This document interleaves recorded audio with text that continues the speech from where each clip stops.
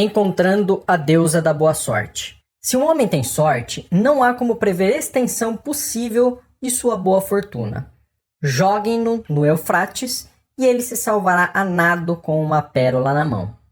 Provérbio babilônico. O desejo de ter sorte é universal. Ele era tão forte no peito dos homens há 4.000 anos na antiga Babilônia, quanto é atualmente no coração dos homens.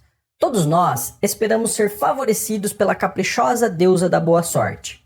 Há alguma maneira de encontrá-la e atrair não apenas sua favorável atenção, mas também seus generosos favores?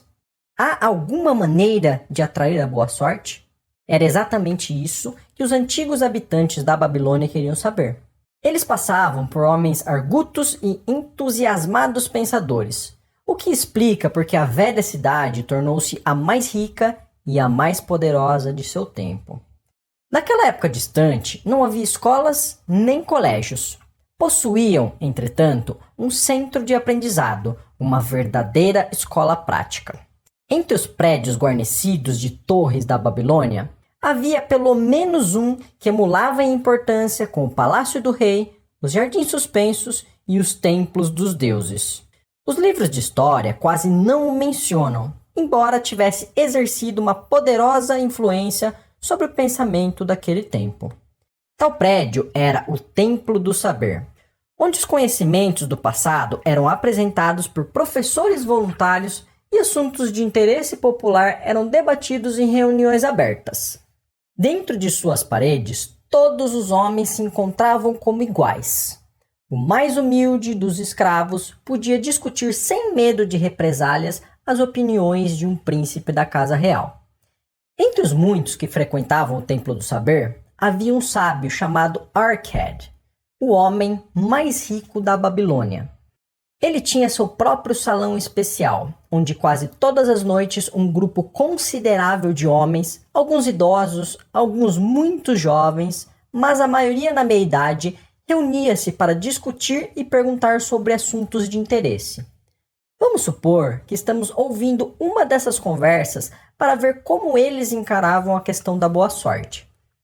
O sol tinha acabado de se pôr como uma grande bola de fogo brilhando na areia do deserto, quando Arcade subiu a seu costumeiro tablado. Quase 80 homens já esperavam sua chegada, reclinados sobre pequenos tapetes estendidos no chão, e mais gente ainda aparecia para aumentar a assistência. "O que vamos discutir esta noite?" perguntou Arcade. Depois de uma breve hesitação, um tecelão alto dirigiu-se a ele, levantando-se como era de costume.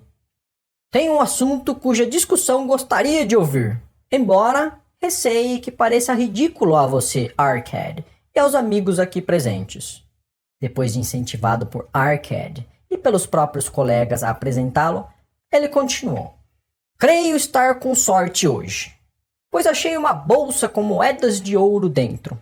Meu grande desejo é continuar tendo boa sorte. Sentindo que todos os homens compartilham comigo tal desejo, sugiro que debatamos como atrair a boa sorte, para que possamos descobrir maneiras de contar com ela."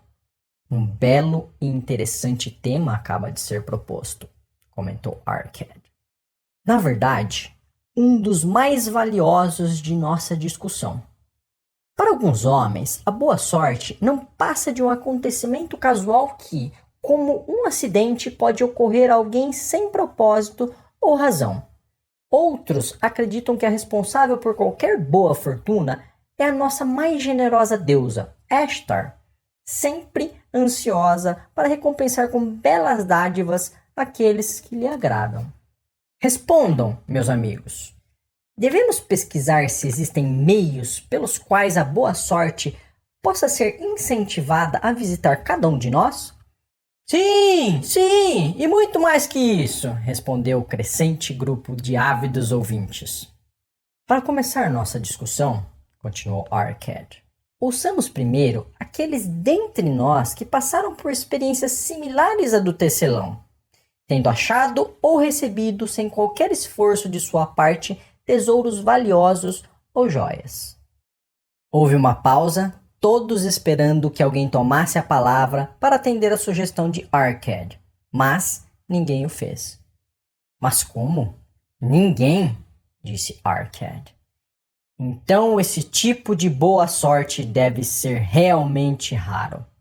Quem agora oferecerá uma sugestão para continuarmos nossa busca? Eu farei, disse um jovem bem vestido, levantando-se.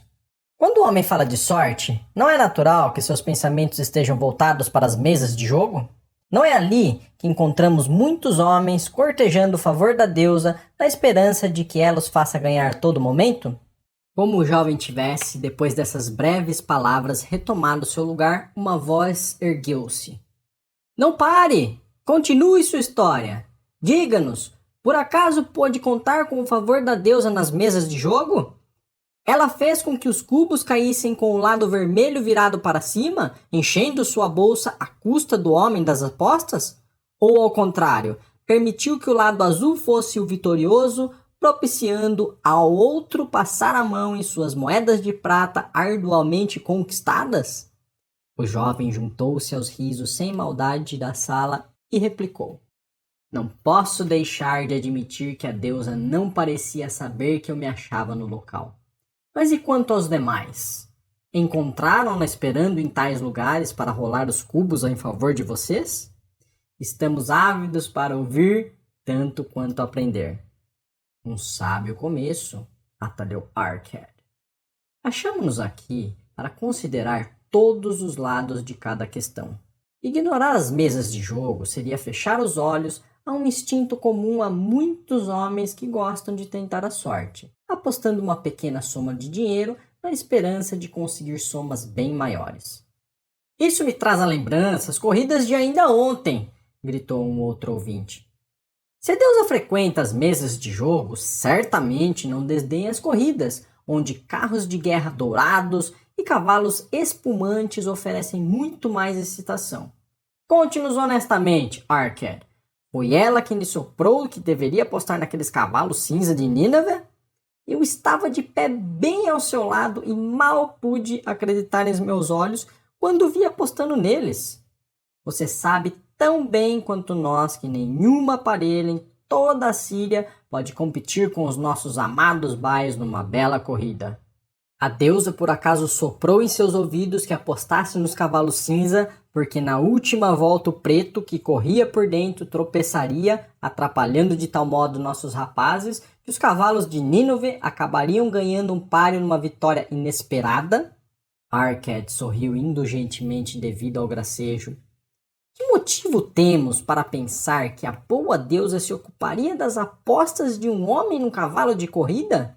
Para mim, ela é uma deusa de amor e dignidade, cujo prazer consiste em ajudar os necessitados e recompensar aqueles que fizeram por onde merecer.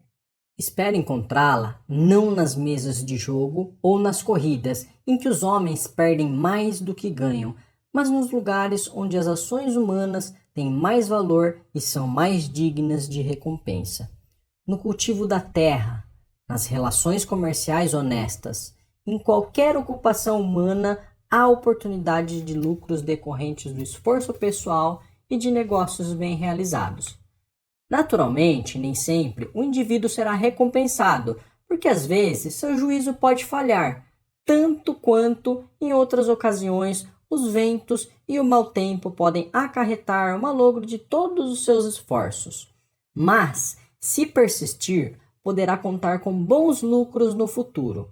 Isso acontece porque as chances de lucro estão sempre a seu favor.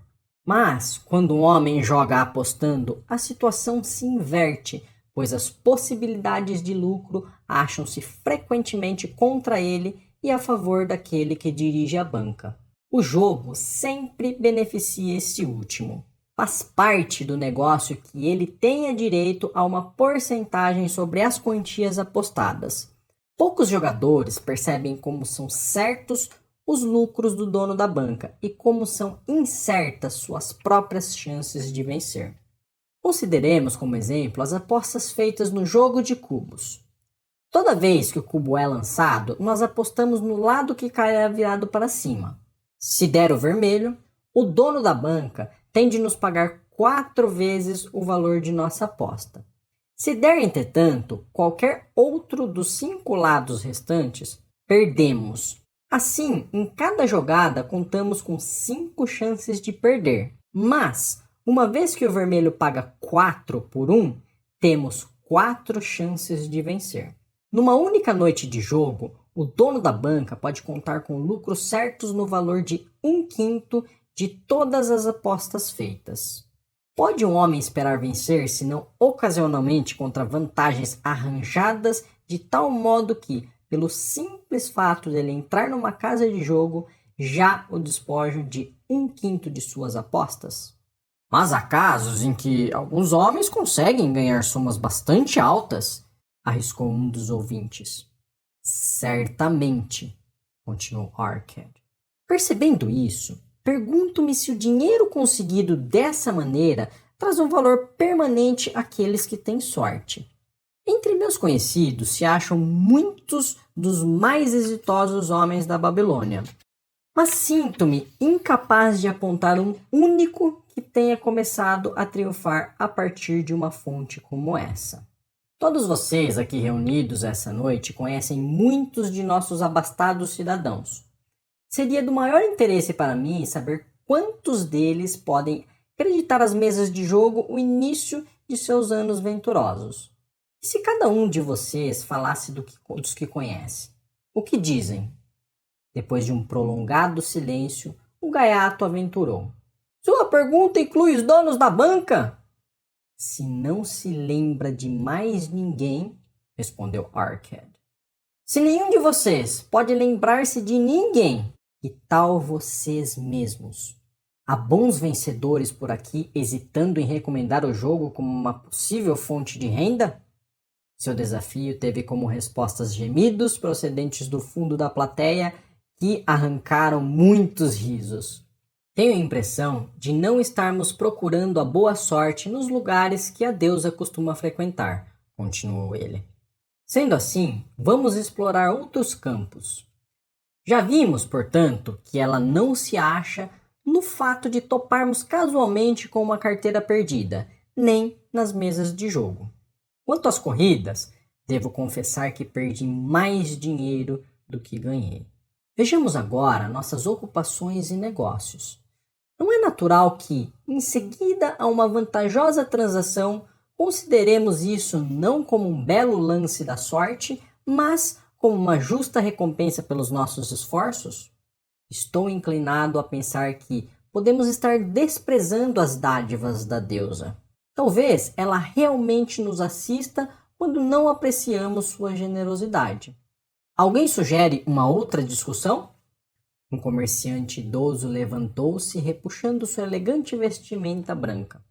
Com a permissão de vocês, honrado Arcade e caros amigos, ofereço uma sugestão. Se, como você disse, devemos acreditar em nossa própria habilidade e capacidade para o êxito de nossos negócios, por que não considerar os sucessos que estivemos a ponto de obter, mas que nos escaparam? Situações que teriam sido mais lucrativas. Elas teriam sido um exemplo raro de boa sorte se realmente tivessem ocorrido. Como não se concretizaram, não podemos considerá-las nossa justa recompensa. Certamente haverá entre nós homens capazes de relatar experiências nesse sentido. Trata-se de uma bela abordagem, aprovou Arcade. Quem entre vocês teve ao alcance uma boa sorte somente para vê-la escapar? Muitas mãos se ergueram, inclusive a do comerciante idoso. Arcade animou-o a tomar a palavra. Como autor da proposta, gostaríamos de ouvi-lo primeiro. Contarei de bom grado a vocês uma história, disse ele, que ilustra como a boa sorte pode chegar tão perto de um homem e quão cegamente pode ele permitir que ela escape, trazendo perda e remorso. Há muitos anos, quando ainda era jovem, recém-casado e no começo de uma promissora carreira, meu pai me procurou e insistiu energicamente comigo para que eu participasse de um determinado investimento. O filho do amigo de meu pai arquitetou um plano para comprar essa terra, construir 3 grandes rodas d'água que pudessem ser movidas por bois e dessa maneira levar até ali a água necessária. Depois, dividiria a terra em pequenos lotes e buscaria compradores entre os residentes da cidade. Mas ele não tinha dinheiro suficiente para levar a cabo um empreendimento desses. Tal como eu, era jovem e contava com vencimentos apenas satisfatórios. Seu pai, como o meu, tinha uma grande família e poucos recursos. Por isso, resolveu ajudar o filho, tentando convencer um grupo de cidadãos a entrar na empresa com ele. Seria um grupo de 12 pessoas, cada uma das quais se comprometeria a dar 1/10 de seus ganhos para o empreendimento até que a terra estivesse em condições de ser vendida. Cada qual, então, participaria dos lucros obtidos proporcionalmente ao que tivesse empenhado no investimento. Você, meu filho, disse meu pai, acha-se agora na juventude. É meu profundo desejo que comece a construir uma sólida posição para que se torne respeitado entre os homens. Gostaria que se valesse de meus conhecimentos em razão dos próprios erros desatinados que andei cometendo no passado. É o que desejo mais ardentemente, meu pai, respondi-lhe. Então, eis meu conselho. Era o que eu deveria ter feito na sua idade. Separe sempre 1/10 de seus ganhos para empregá-lo em investimentos favoráveis. Com esse 10º e com o que ele próprio terá condições de obter, você poderá, muito antes de chegar à idade em que me encontro, ter acumulado uma considerável soma. O que está dizendo, meu pai, são palavras de sabedoria. Realmente desejo enriquecer, mas há muitas maneiras de empregar meu dinheiro. Por isso, estou ainda hesitante quanto a seguir seus conselhos. Sou jovem há muito tempo e sei do mesmo modo em sua idade e, como pode ver, muitos anos acabaram se passando sem que eu tivesse dado sequer os primeiros passos. Vivemos numa época diferente, meu pai. Evitarei cometer os seus erros. A oportunidade se apresenta diante de você, meu filho, e está oferecendo uma chance que pode levá-lo à riqueza. Imploro-lhe, não adie as coisas. Procure amanhã mesmo o filho de meu amigo e combine com ele pagar 10% dos seus ganhos para esse investimento. Sim, vá amanhã mesmo. A oportunidade não espera por ninguém. Hoje está aqui. Amanhã já não sabemos para onde se foi. Por isso, não perca tempo. Apesar dos conselhos de meu pai, hesitei. Tinham acabado de chegar à cidade, trazidas por mercadores vindo do leste, roupas tão refinadas que eu e minha boa esposa pensamos em comprar. Se tivesse de destinar 1/10 de todos os meus ganhos para tal investimento, seria obrigado a privar-nos desse e de outros prazeres tão desejados. Demorei a tomar uma decisão, até que ficou tarde demais. Tempos depois, acabei me arrependendo. O empreendimento revelou-se mais vantajoso do que qualquer um dos participantes podia prever. Essa é minha história, mostrando como permiti que a boa sorte escapasse. Nessa história, vemos como a boa sorte costuma procurar o homem que acredita nas oportunidades, comentou um homem moreno do deserto. Para construir uma sólida posição, é sempre necessário um começo. Esse começo podem ser algumas moedas de ouro ou de prata que um homem separa dos próprios ganhos para o seu primeiro investimento. Eu, por exemplo, sou proprietário de muitas cabeças de gado. Tudo começou quando ainda não passava de um rapazinho, com a compra de um bezerro por uma moeda de prata, sendo o início de minha riqueza. Isso teve uma grande importância para mim. Dar o primeiro passo para construir uma sólida posição é uma boa sorte que pode acontecer a qualquer homem. O primeiro degrau, transformando os cidadãos que ganham por seus próprios esforços em homens que começam a ter lucros pelo bom emprego de seu dinheiro, é sempre importante. Alguns, afortunadamente, fazem isso quando jovem e deixam para trás, em termos de sucesso financeiro, aqueles que que só o fizeram muito tarde ou aqueles que, infelizmente, como o pai do mercador que acabamos de ouvir, nunca o fizeram. Tivesse o nosso amigo, o mercador, seguido esse rumo em sua juventude, quando a oportunidade se lhe apresentou, hoje estaria acumulado de muitos bens do mundo. Se a boa sorte do nosso amigo tecelão incentivar a subir um degrau como esse por sua vez, ele não será mais que o começo de uma fortuna muito maior. Obrigado, gostaria de falar também. Um homem de outro país levantou-se. Sou sírio, não falo bem o idioma de vocês. Quero chamar esse amigo, o mercador, por um nome, embora vocês possam achar que não se trata de um termo polido. Mas acho que é o único que ele merece. Só que não conheço a palavra certa aqui na Babilônia. Se eu usar meu próprio idioma, vocês não entenderão. Por isso, por favor, cavalheiros, digam-me o nome correto para todo aquele que costuma deixar para depois coisas que podem ser boas para ele. Procrastinador! Gritou uma voz. É isso! Berrou o sírio, agitando muito as mãos. Ele despreza as oportunidades quando elas aparecem. Prefere esperar, ele diz. No momento já estou com muitos bons negócios. Daqui a pouco a gente vê isso.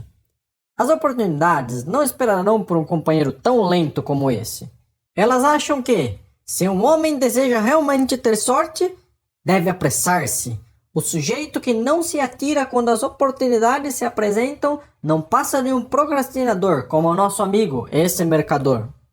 O mercador levantou-se, curvando-se logo em seguida respeitosamente em resposta ao riso geral.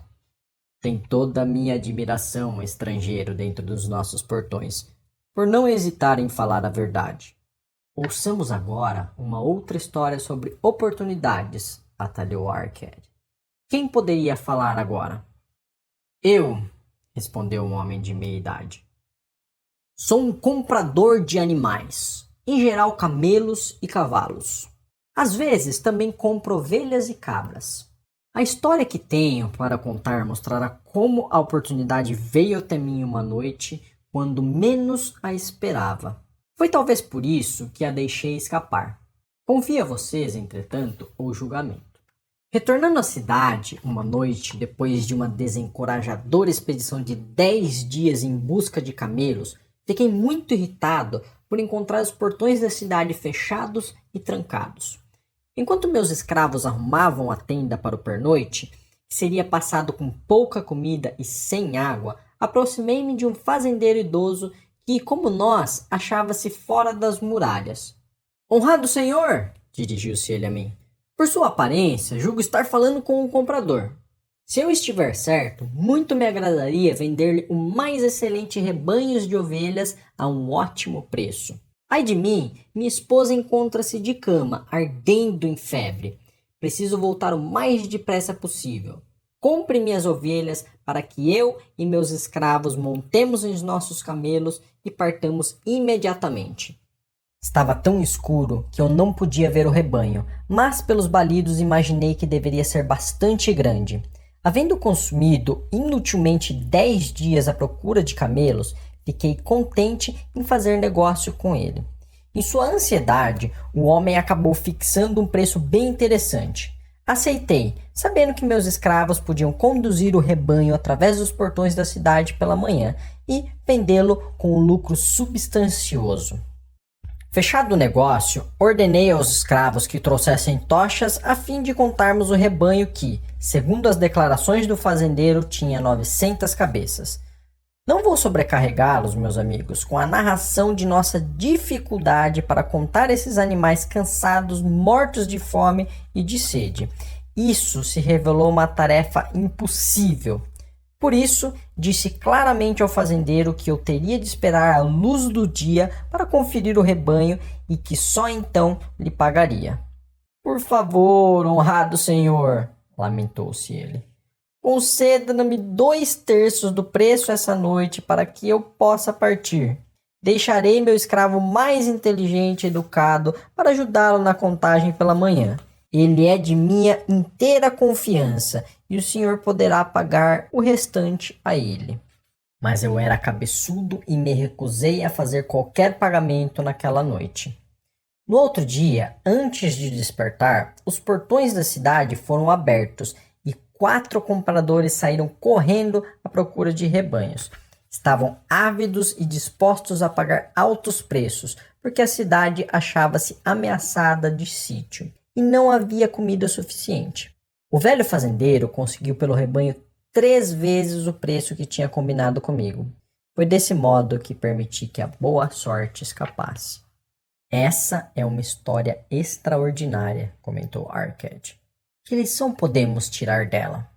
A lição de que devemos fechar imediatamente um negócio quando estamos convencidos de que ele vale a pena, declarou um venerável fabricante de celas.